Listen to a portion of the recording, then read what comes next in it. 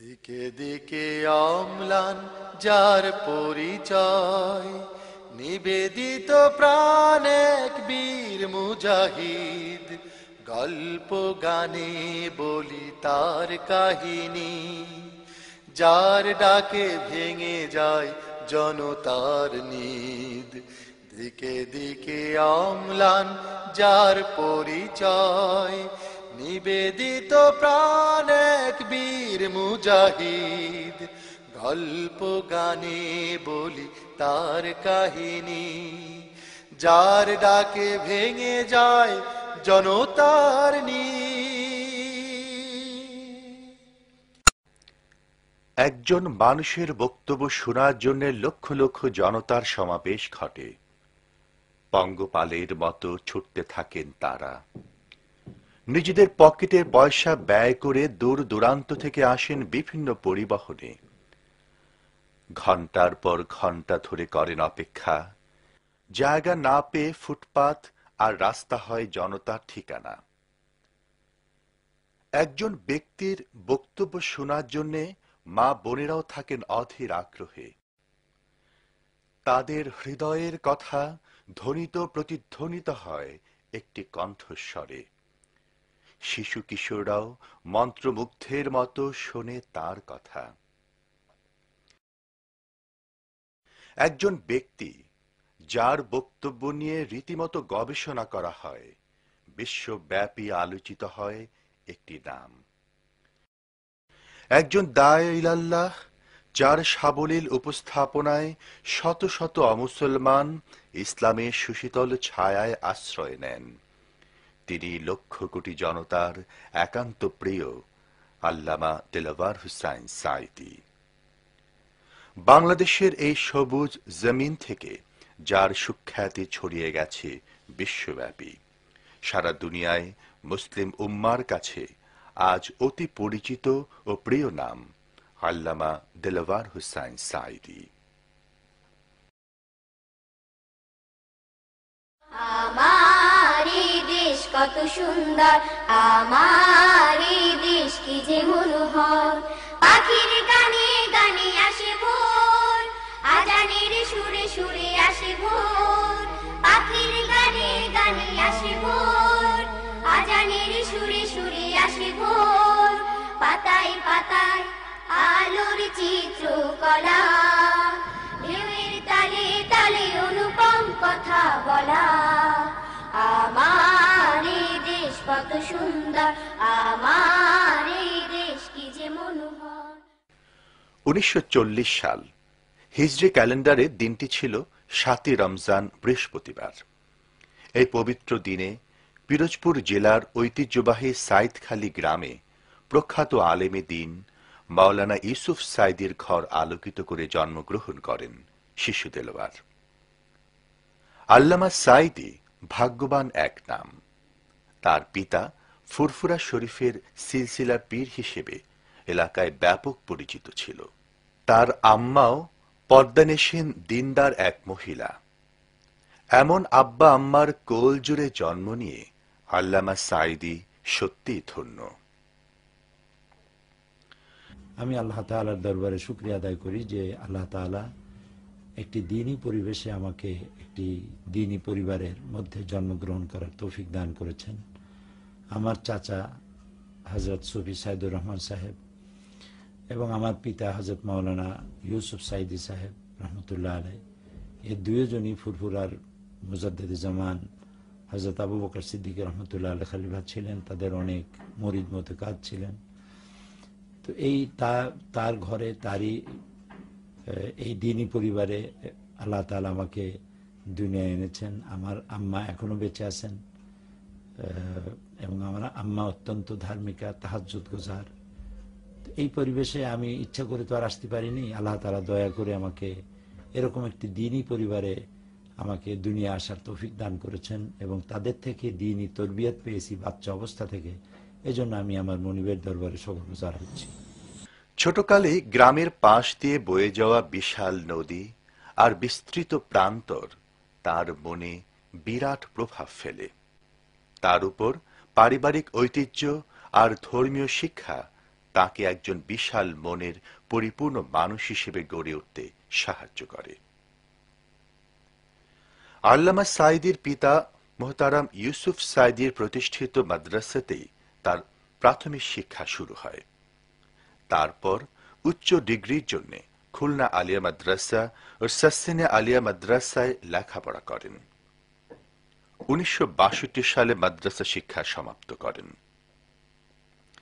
প্রাতিষ্ঠানিক শিক্ষার বাইরেও সমাজ, রাজনীতি, ধর্ম, দর্শন, অর্থনীতি, বিজ্ঞান ইত্যাদি বিষয়ে তুলনামূলক অধ্যয়নে নিজেকে নিয়োজিত রাখেন অনেক বছর। তাছাড়া জ্ঞান পিপাসা মেটাতে দেশ বিদেশে প্রখ্যাত ইসলামী ব্যক্তি ও চিন্তাবিদদের সাথে মত বিনিময় করেন, যোগদান করেন বিভিন্ন সেমিনার, সিম্পোজিয়ামে। আল্লামা দেলোয়ার হোসেন সাঈদী 1960 সালে মুহতারামা সালেহা বেগমের সাথে বিবাহ বন্ধনে আবদ্ধ হন। তাদের 4 সন্তান: মাওলানা রফিক বিন সাঈদী, শামীম বিন সাঈদী, মাসুদ বিন সাঈদী ও নাসিম বিন সাঈদী। তারা প্রত্যেকেই তাদের নিজ নিজ জায়গায় প্রতিষ্ঠিত। আল্লামা সাঈদীর বড় ছেলে মাওলানা রফিক বিন সাঈদী তার পিতার মতো দাঈ ইলাল্লাহর ভূমিকায় যোগ্যতার সাথে নিয়োজিত আছেন। তরুণ প্রজন্মের কাছে প্রিয় নাম মাওলানা রফিক বিন সাঈদী। আল্লাহ রাব্বুল আলামিন বলেছেন আলাইহা 19, ওভার ইট আর 19, তার উপরেও রয়েছে 19। এই 19 সংখ্যার রহস্যের জাল ছিন্ন করে এই পৃথিবীতে কারো পক্ষে সম্ভব। পিরোজপুরের সাসিনা মাদ্রাসার কাছে স্বরূপকাঠিতে সর্বপ্রথম যে মানুষটি মানুষকে আল্লাহর দিকে আহ্বান করে বক্তব্য রাখলেন, কে জানত এই কণ্ঠই একদিন ইথারে ইথারে ছড়িয়ে যাবে বিশ্বময়। স্বাধীনতা পরবর্তী সরকার ধর্মনিরপেক্ষ ও ইসলাম বিদ্বেষী মনোভাবের কারণে যেখানে ইসলামী কর্মকাণ্ড সীমিত হয়ে পড়ে, সেখানে আল্লামা সাঈদী অসীম সাহস নিয়ে তার বক্তব্য উপস্থাপন করে যান সর্বত্র, যার ফলশ্রুতিতে তাকে গ্রেফতার করা হয় 1975 সালের 29 জুলাই। কিন্তু কোন জেল, জুলুম, নির্যাতন, সন্ত্রাস সত্য কথা থেকে কখনই বিরত রাখতে পারেনি আল্লামা সাঈদীকে। তারা বাজি ফুটাচ্ছে, আপনারা বসেন, তারা হ্যান্ডবম ফুটাচ্ছে। পুলিশ যদি নীরব দর্শকের ভূমিকা পালন করে তাহলে আমরা বুঝতে বাধ্য হব বর্তমান সরকারও ভারতের গোলাম হয়ে গিয়েছে। তারা বাজি পোড়াক, আপনারা বসুন।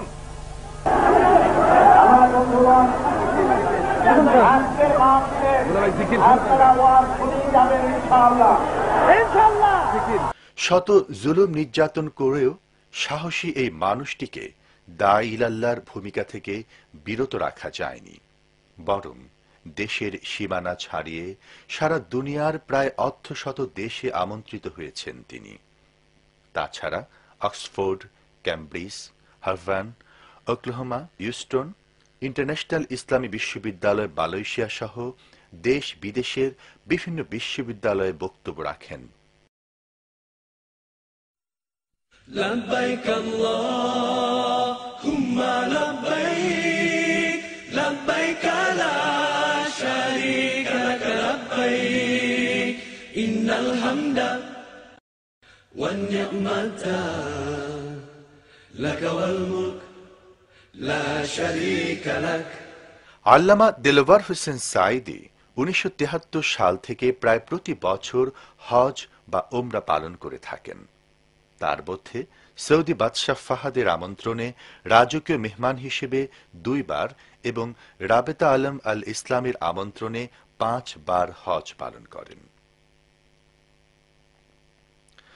আন্তর্জাতিক পরিমণ্ডলে অনেক গুরুত্বপূর্ণ অবদান রাখেন আল্লামা সাঈদী। পবিত্র মক্কা শরীফে 1991 সালে কুয়েত ইরাক যুদ্ধ মীমাংসা বৈঠকে সৌদি বাদশার আমন্ত্রণে যোগদান করেন। 1982 সালে ইমাম খোমেনির আমন্ত্রণে ইরানের প্রথম বিপ্লব বার্ষিকী উদযাপন উপলক্ষে তেহরান সফর করেন। 2000 সালের 8 ডিসেম্বর আরব আমিরাতে দুবাই সরকারের আমন্ত্রণে দুবাই ন্যাশনাল ঈদ গ্রাউন্ডে বিশাল সমাবেশে 50,000-এর বেশি শ্রোতার সামনে বক্তব্য রাখেন, যা দুবাই টেলিভিশন সরাসরি সম্প্রচার করে। 1991 সালে Islamic circle of north America তাকে আল্লামা খেতাবে ভূষিত করে। 1993 সালে নিউ ইয়র্কে জাতিসংঘের সামনে আমেরিকান মুসলিম ডে প্যারেড সম্মেলনে গ্র্যান্ড মার্শাল পদক দেওয়া হয়। এখানে তিনি হাজার হাজার আমেরিকান মুসলমানদের সাথে র্যালিতে অংশ নেন। এভাবে আল্লামা দেলাওয়ার হোসেন সাঈদী বিশ্বের গুরুত্বপূর্ণ ইসলামী ব্যক্তিত্বের সান্নিধ্যে আসেন। ইউরোপের সবচেয়ে বড় ইসলামী প্রতিষ্ঠান লন্ডন মুসলিম সেন্টার 110 কোটি টাকা ব্যয়ে নির্মিত এই বিশাল মসজিদ ও কমপ্লেক্সের অর্থ সংগ্রহে আল্লামা সাঈদী প্রত্যক্ষ অবদান রাখেন। এর উদ্বোধনী অনুষ্ঠানে কাবা শরীফের সম্মানিত ইমাম শাইখ আব্দুর রহমান আস-সুদাইসের সাথে আল্লামা দেলাওয়ার হোসেন সাঈদীও সেখানে আমন্ত্রিত হন। মূল্যবান বক্তব্য রাখেন হাজার হাজার মুসল্লির উদ্দেশ্যে। ইউরোপের বিভিন্ন অঞ্চল থেকে মুসল্লিরা ছুটে আসেন এই অনুষ্ঠানে। যিনি সকলের রব, হিন্দু, খ্রিস্টান, বৌদ্ধ, তেলি, নাপিত, ভোপা, মুসি, যার নাম মানুষ, তাদের জন্য কোরআন। আর এই কোরআন পুরুষের জন্য, নারীর জন্য, সবার জন্য কোরআন নাজিল হয়েছে যার কাছে, তিনি রহমাতুল্লিল মুসলিমিন নন শুধু, তিনি কি আল্লাহ রাব্বুল আলামিন আর রাসূল। আল্লাহ রাব্বুল আলামিন বলেন, ওয়ামা আরসালনাকা ইল্লা রাহমাতাল লিল আলামিন। তামাম সৃষ্টি জগতের জন্য নবী আপনি, আপনাকে আমি আমার করুণার মুক্ত প্রতীক করে পাঠিয়েছি। সুবহানাল্লাহ। আল্লামা দেলাওয়ার হোসেন সাঈদী যখন যে দেশে গিয়েছেন সেখানে মিডিয়া হয়েছে তৎপর। আমেরিকা সফরের সময় ভয়েস অফ আমেরিকা তার সাক্ষাৎকার প্রচার করে। তিনি ওই প্রতিষ্ঠানের সাথে যুক্ত ব্যক্তিদের সাথে মত বিনিময় করেন। তাছাড়া CNN, Tehran radio, television network radio, লন্ডনে sunrise radio, Bangla TV, Muslim community radio তার সাক্ষাৎকার প্রচার করে। মাঝে মাঝে কোনো কোনো মিডিয়া আল্লামা দেলাওয়ার হোসেন সাঈদীর বক্তব্য ইচ্ছাকৃতভাবে কেটে ছেটে বিকৃত করে বিভ্রান্তি সৃষ্টির অপচেষ্টা করে, যেমনটি করেছেন লন্ডনের চ্যানেল 4-এর রিপোর্টার মার্টিন ব্রাইট। অবশ্য পরবর্তীতে সত্য বেরিয়ে আসে। খোদ লন্ডনের বিশিষ্ট ব্যক্তিরা সমর্থন জানায় আল্লামা সাঈদীর প্রতি। I have been witnessing for the last 30 years, ever since he's been coming here, wherever there has been a program for Saidi, thousands of people turned up. I have listened to his speeches. I've never heard anything that is undemocratic, that incites violence or against the West, or the advice that he has given to the Muslims who are living in terms of their role and responsibility in the West. So I think we need to be a bit objective, and we shouldn't really be pushing the line of those bigots who really, whenever they see something Islamic, anybody speaking in the name of Islam, on behalf of Islam, from Islam, they seem to have a problem with that. Mr. Saidi no doubt has made comments of justice. জি ভাই বলুন, আমরা শুনছি। আমি লুকমান বলছি। আচ্ছা বলুন ভাই, আপনার প্রশ্ন কিংবা মতামত। আমি আসলে বলতে চাইতেছি যেটা এই মাওলানা দেলাওয়ার হোসেন সাঈদী সম্পর্কে, কারণ আমি গত কয়েকদিন আগে চ্যানেল 4-এ একটা অনুষ্ঠান দেখে আমি আসলে খুব মর্মাহত হয়েছি। অনুষ্ঠান দেখে, কারণ মাওলানা দেলাওয়ার হোসেন সাঈদী বাংলাদেশের একজন নির্বাচিত প্রতিনিধি। এরপর এই দেশে প্রতি বছর আসেন। এরপর এখানে যারা মনে করুন এই ড্রাগ খাইতেছে বা বাদ পথে যাইতেছে, তাদেরকে এই ভালো পথে আনার জন্য অনেক মহিলারা মুসলমান হিসেবে আত্মপরিচয় দিতে পারতো না, কিন্তু এই মহিলারা বর্তমানে দেলাওয়ার হোসেন সাঈদীর ওয়াজ শুনে দিন দিন ভালো হইতেছে। এরপর ছেলেরা বিশেষ করে ড্রাগ ডিলিং করতেছে, এরা এখন নামাজ পড়তেছে। দেলাওয়ার হোসেন সাঈদীর ব্যাপারে যদি কেউ কিছু বলে, তাইলে উনি কিন্তু কোনো দিন মানুষকে কোনো এই বাদ পথে যাওয়ার জন্য বলেন নাই, কোনো টেরোরিজমের কথা বলেন নাই। Was it Saidi who shot the boy in Forest Gate, or shot Menezes in the Stockwell Tube? Was it Saidi who invaded Iraq and killed 150,000 people? That's no. Was it Saidi who is invading Lebanon this evening supported by your government, your Prime Minister, at whose feet you sit. And I ask you again, live on television, were you involved in that story in the London Times and the Sun? Were you involved in it? বাংলাদেশেও media জগতে জনপ্রিয় ব্যক্তি আল্লামা দেলাওয়ার হোসেন সাঈদী।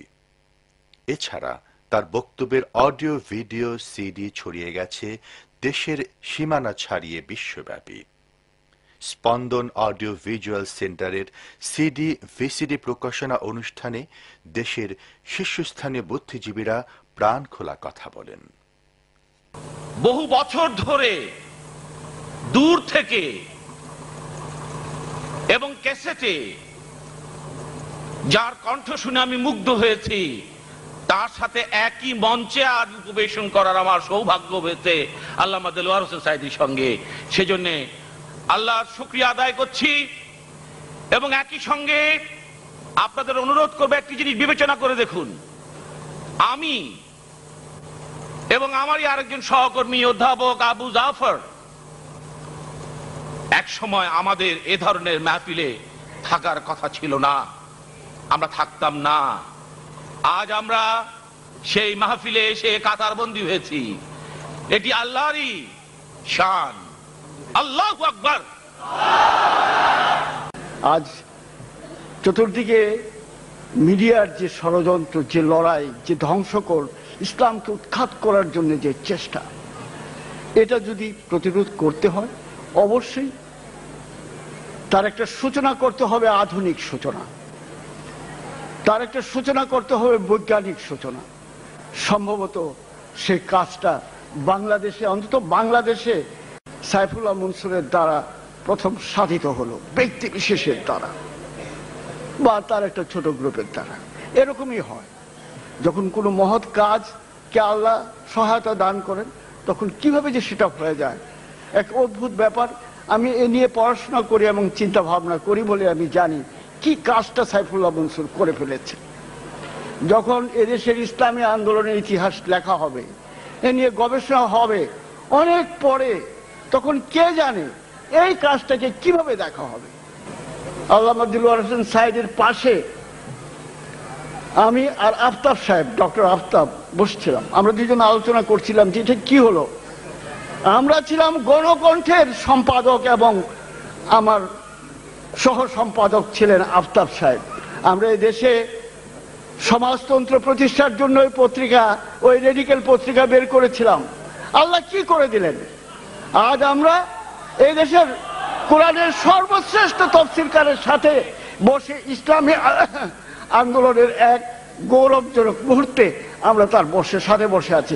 এর চেয়ে মজাদার কি হতে পারে? দিকে দিকে অম্লান যার পরিচয়, নিবেদিত প্রাণ এক বীর মুজাহিদ। গল্প গানে বলি তার কাহিনী, যার ডাকে ভেঙে যায় জনতার নি। টেকনাফ থেকে শুধু তেতুলিয়া নয়, অথবা সিলেট থেকে পঞ্চগড়ে। টেকনাফ থেকে শুধু তেতুলিয়া নয়, অথবা সিলেট থেকে পঞ্চগড়ে। শ্যামল বাংলাদেশে সীমানা পেরিয়ে তারি কণ্ঠ ভাসে প্রতিটি প্রান্তরে। সুমধুর সুমোহন তার আহ্বানে কেঁপে আজ ওঠে ওই বাতিলের ভিত। দিকে দিকে অম্লান যার পরিচয়, নিবেদিত প্রাণ এক বীর মুজাহিদ। গল্প গানে বলি তার কাহিনী, যার ডাকে ভেঙে যায় জনতার নি। দেশ বিদেশের বাংলাভাষী মুসলমানদের জন্য সবচেয়ে আকর্ষণীয় অনুষ্ঠান হচ্ছে ইসলামী সমাজ কল্যাণ পরিষদ চট্টগ্রাম কর্তৃক আয়োজিত 5 দিনব্যাপী তাফসিরুল কোরআন মাহফিল। প্রায় 3 দশক ধরে তিনি এখানে নিয়মিত পবিত্র কোরআন থেকে তাফসির পেশ করেন। তার বক্তব্য শুনে প্রতি বছরই মুসলমান হন অনেক অমুসলিম ভাই। মা বোনেরা ব্যাপকভাবে অংশ নেন এই অনুষ্ঠানে।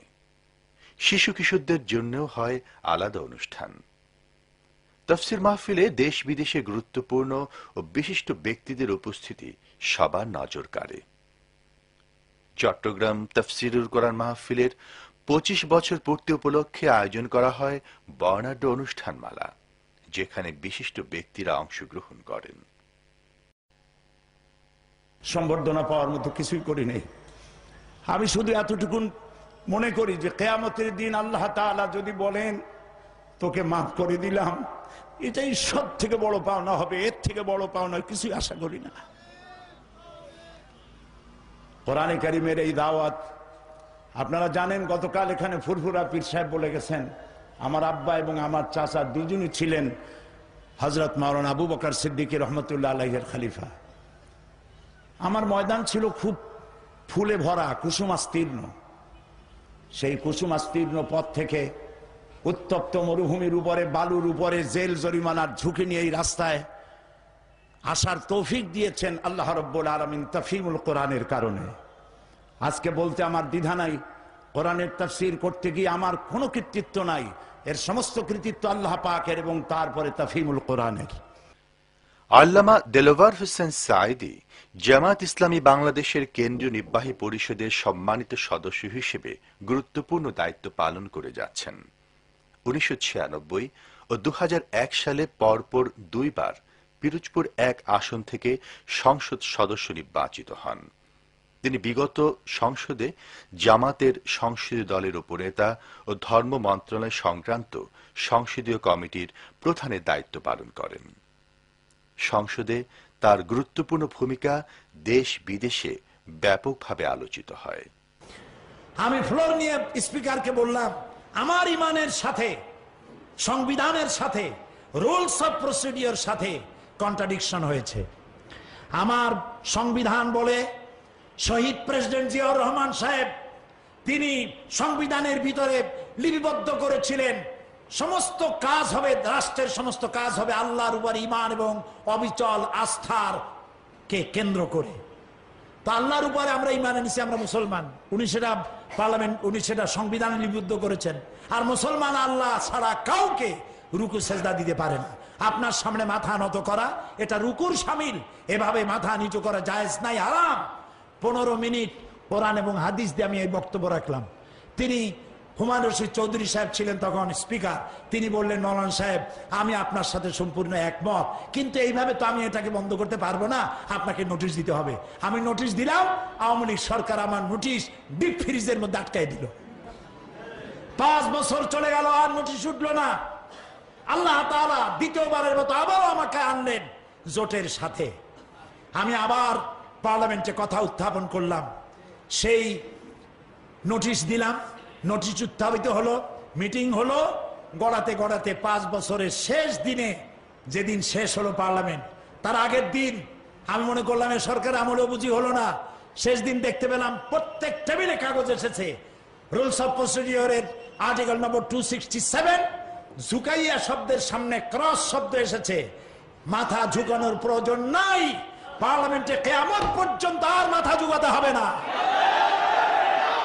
পার্লামেন্টে মাথা ঝুঁকানোর মতো শিরক থেকে বাঁচার যে বক্তব্য আল্লাহ তাআলা তার গোলামকে দান করেছিলেন, এজন্য যদি এতটুকুন সওয়াব আল্লাহ আমাকে দেন, তার 90 ভাগ পাওনা আপনাদের। যেহেতু আপনারা ভোট না দিলে আমি ওখানে যে কথা বলতে পারতাম না।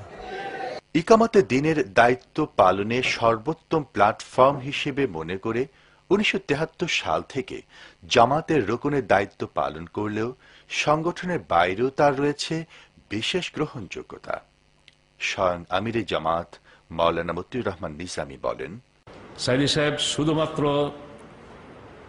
জামাতের সাংগঠনিক ব্যক্তি নন, এটা আল্লাহ তাআলার একটা বড় নেয়ামত।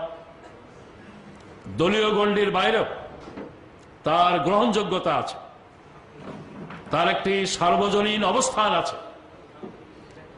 এই সুযোগের পূর্ণ সদ্ব্যবহার করে নির্বিঘ্নে রেকর্ড পরিমাণ ভোটের ভিত্তিতে, মাধ্যমে রেকর্ড পরিমাণ ভোটের ব্যবধানে তাকে বিজয়ী করে আনার যে সুযোগ আছে, পিরোজপুরবাসী এই সুযোগের পূর্ণ সদ্ব্যবহার করবেন, আমি কি এটা আশা করতে পারি?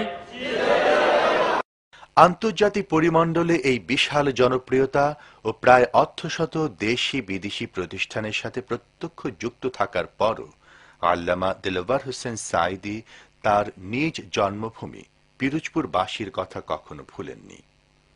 আল্লামা সাঈদী নিজ জন্মভূমি ও মানুষের প্রতি দায়বদ্ধতা থেকে অনুন্নত এলাকার সার্বিক উন্নয়ন ও সমৃদ্ধির জন্য 1996 সালে প্রথম জাতীয় সংসদ নির্বাচনে অংশগ্রহণ করেন। আল্লাহ তাআলা এই পৃথিবীর 4-5টি মহাদেশের অন্তত অর্ধশত দেশ ভ্রমণের এবং কোরআনের প্রচারের সুযোগ দান করেছিলেন।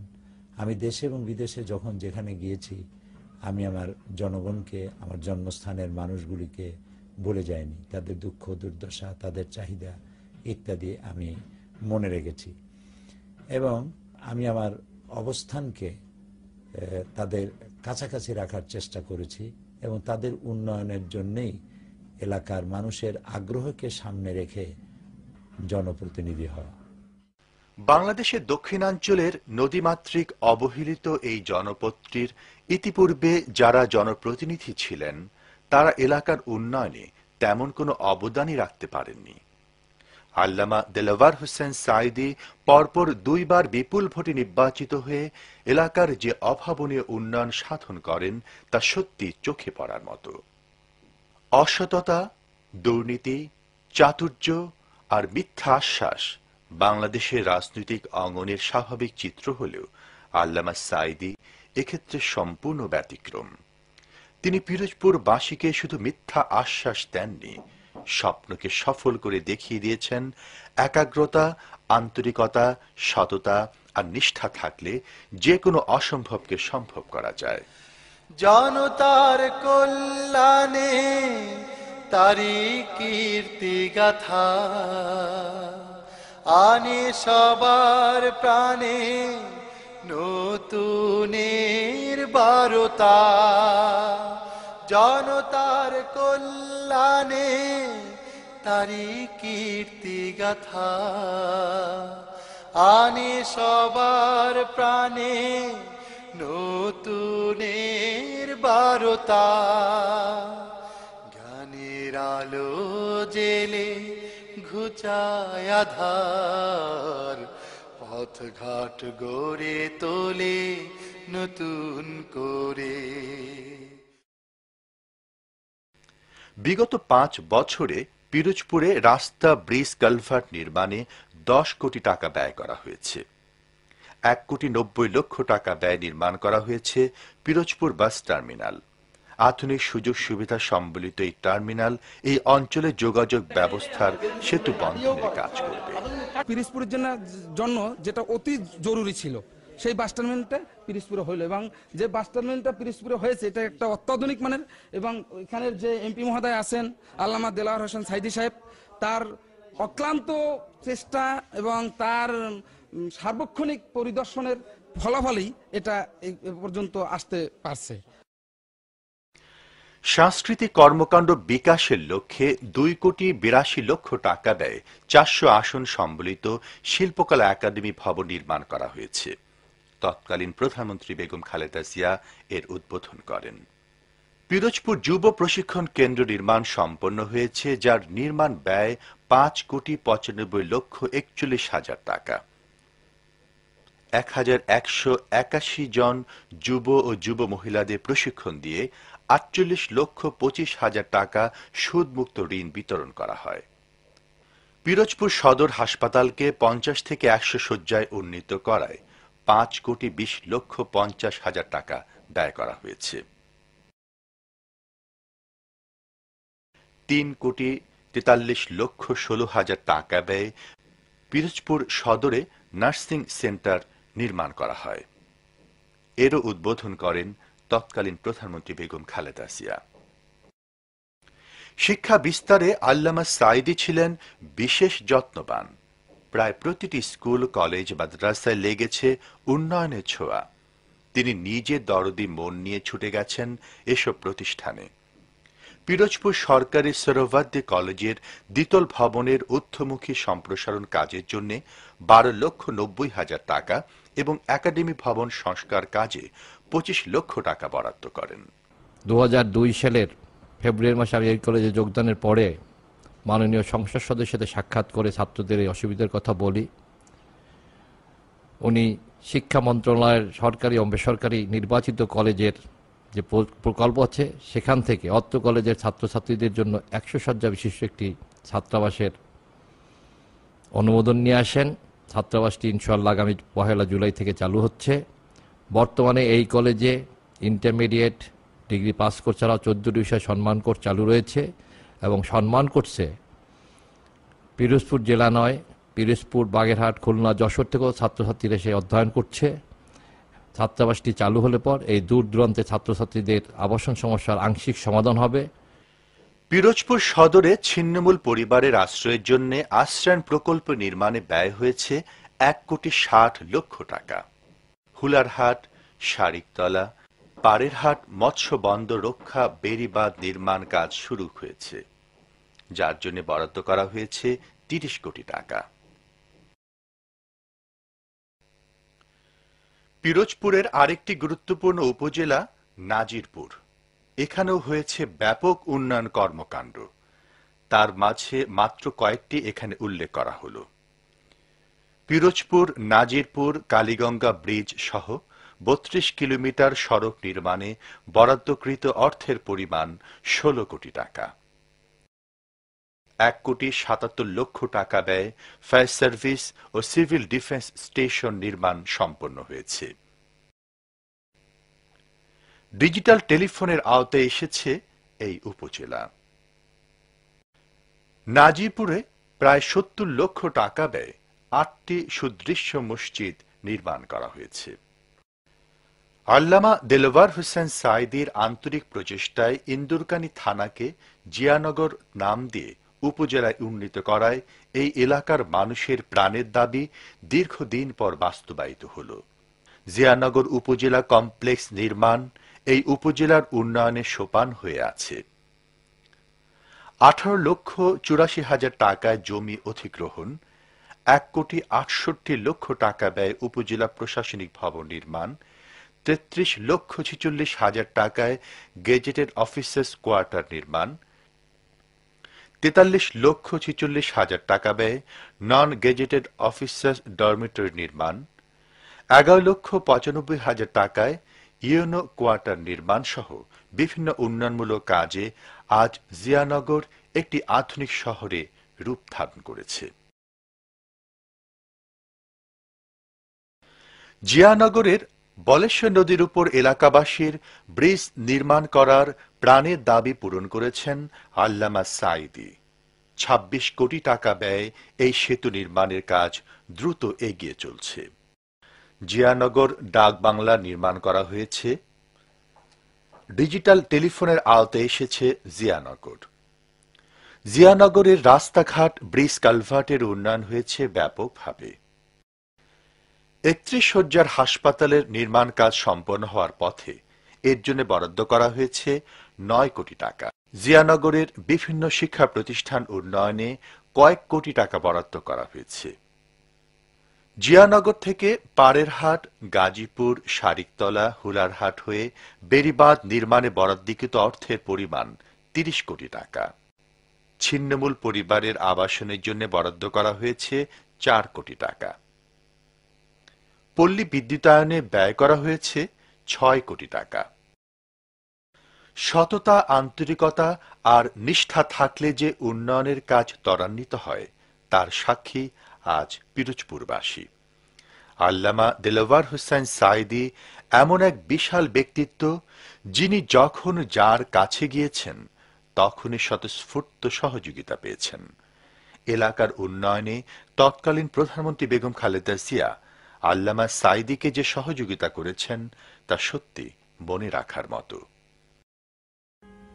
আমি শুধু এতটুকুন বলতে পারি যে আমার এলাকার জনগণের সুচিন্তিত রায়ে আল্লাহ তাআলা আমাকে যখন সংসদ সদস্য হওয়ার সুযোগ দিলেন, আমি যখন যে দায়িত্বশীল দায়িত্বপ্রাপ্ত মন্ত্রীর কাছে গিয়েছি, কোথাও আমি খালি হাতে ফেরত হইনি।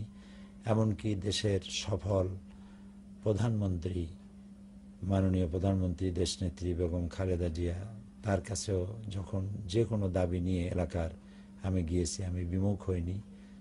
যে কারণে মানুষের আশা আকাঙ্ক্ষার প্রতিফলন ঘটাবার জন্য বিগত 5 বছরে, স্বাধীনতোত্তরকালে যে এই 36 বছরে 31 বছরে যে কাজ হয় নাই, তা এই 5 বছরে হয়েছে। আলহামদুলিল্লাহ, আমার পিরোজপুর 1 আসন এলাকায় এ পর্যন্ত 400 কোটি টাকার কাজ, উন্নয়নের কাজ করার তৌফিক আল্লাহ তাআলা আমাকে দিয়েছেন। এজন্য আমি আল্লাহ তাআলার শুকরগুজার হচ্ছি। আমি আল্লাহর শুকর আদায় করি, জনগণের কৃতজ্ঞতা স্বীকার করি যারা আমাকে ভোট দিয়েছেন, এবং এই উন্নয়নের ধারা জনগণ অব্যাহত রাখবেন বলে আমি আস্থা প্রকাশ করছি। আল্লামা দেলোয়ার হোসেন সাঈদী যখনই সুযোগ পান তখনই ছুটে আসেন এলাকায়। জাতীয় গুরুত্বপূর্ণ দিনগুলোতে এলাকার মানুষদের সঙ্গ দেন। পবিত্র রমজান মাসে এভাবে গ্রামের সাধারণ মানুষের সাথে ইফতার করেন তিনি। তাদের সাথে নিয়ে হাত তোলেন আল্লাহর দরবারে। যেই গ্রামে আল্লামা সাঈদী বড় হয়েছেন, সেই গ্রামের মানুষকেও তিনি ভুলেননি। ঈদের দিনে একসাথে ঈদের নামাজ আদায়ে ঈদগায় যান।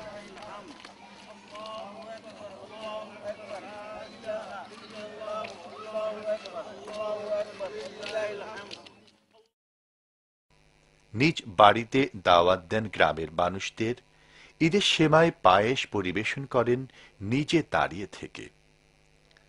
আন্তর্জাতিক পরিমণ্ডলের বিশাল জনপ্রিয় এই মানুষটির সাধারণ এই জীবনযাপন পিরোজপুরবাসী কোনো দিনই ভুলবে না।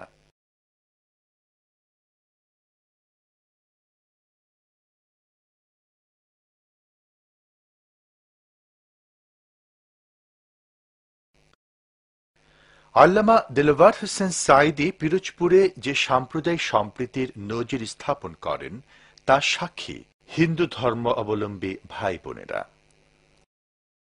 আমি আপনাদের একজন সেবক, আপনাদের কাছে আসতে পেরে আমি খুবই আনন্দিত। আপনাদেরকে দেখতে পেরেও আমি আজকে আনন্দিত। আমি 9.5 বছর জোটের মধ্যে থেকে 4 দলীয় জোটের মধ্যে আপনাদের সেবক হয়ে আছি। আপনাদের নির্বাচনে কে আমাকে ভোট দিয়েছিলেন, কে ভোট দেন নাই, আমি ওইটা খুঁজি নেই। যারা মানুষ, তাদের সেবা করার জন্য চেষ্টা করেছি। যে এলাকায় হিন্দু বেশি সেখানে রাস্তা করব না, সেখানে বিদ্যুৎ দেব না, সে মানুষের অত্যাচারিত হলে আমি তাকাবো না, এরকম কাজ করেছি বলে আমি আপনারা কেউ বলতে পারবেন না। বরং হিন্দু মায়েরা, বোনেরা, হিন্দু ভাইয়েরা আমাদের জনসভাই বলেছেন যে মায়ের কোলে সন্তান থাকে যেভাবে নিরাপদে, দিনের মধ্যে কুসুম থাকে যেভাবে নিরাপদে, আমরা বর্তমান সময়ে সেইভাবে নিরাপদে আছি। মন্দিরের অবস্থা দেখেছি। আমি অতি তাড়াতাড়ি আপনাদের এই মন্দির সংস্কারের জন্য 50,000 টাকা ঘোষণা করছি। এখানে কোনো সাম্প্রদায়িকতার উস্কানি ছিল না এবং কোনো ঘটনা ঘটেনি। আমরা সাম্প্রদায়িক সম্প্রীতি নিয়ে বসবাস করে আসছি, যা বাংলাদেশের থেকে পিরোজপুর 1 আসন সম্পূর্ণ একটি ভিন্ন আঙ্গিকে রূপায়িত হয়েছে। আমরা কালাইয়াবাসী এই সাঈদী সাহেবের 10 বছর থাকাকালীন আমরা খুব সুখ ও শান্তিতে বাস করতেছি এবং ধর্মীয় অনুষ্ঠানগুলো আমরা সুষ্ঠুভাবে পরিচালিত চলছে। আমাদের কোনো বাধা বিপত্তি কিছুই আসতেছে না এবং দেশের উন্নয়ন খুব ভালো করছে সাঈদী সাহেব। সাঈদী সাহেবের কল্যাণে যেমন এর পাড়াপড়শি তারা নির্বিঘ্নে বসবাস করতেছে, আমরাও এইরকম তার পাড়াপড়শি হিসেবে আমরা খুব সুখ স্বচ্ছন্দে বসবাস করতেছি। সে অত্যন্ত ভালো লোক এবং প্রিয় লোক।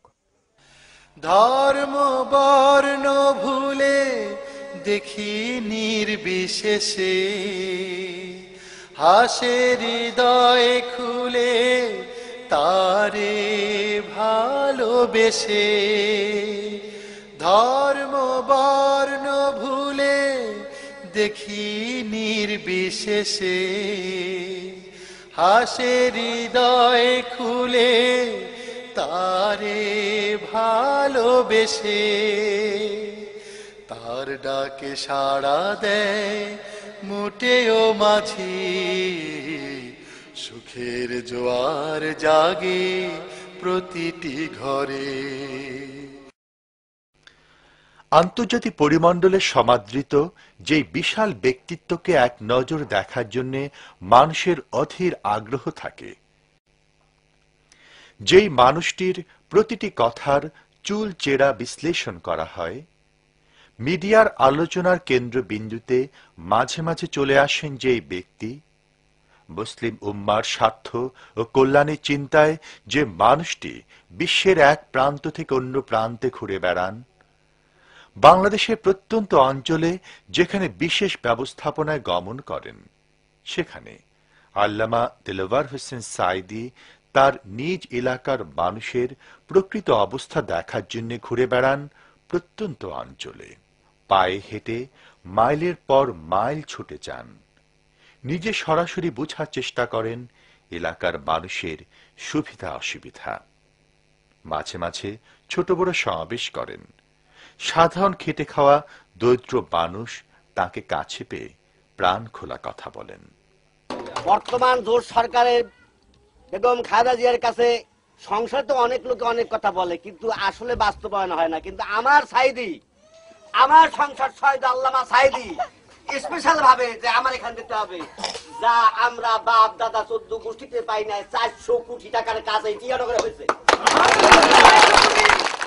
পাকা আমরা কামসা পিন্দা পিরিজপুর যাইতাম, আমরা আজকের হাওয়ায় চপ্পর গাইতে চলে পিরিজপুর যাই ইনশাআল্লাহ। সেটা আল্লামা সাঈদীর মাথার ঘাম পায়ে ফেলে এই দেশকে সাজিয়েছেন। আপনাকে মা বোনের হাতে হাত দিয়া আমি পায়ে পাও দিয়ে বলি যেন আল্লামা দিলওয়ার হোসেন সাঈদীর এই ফুলের বাগান আবারও সাজাবার মতন আপনারা।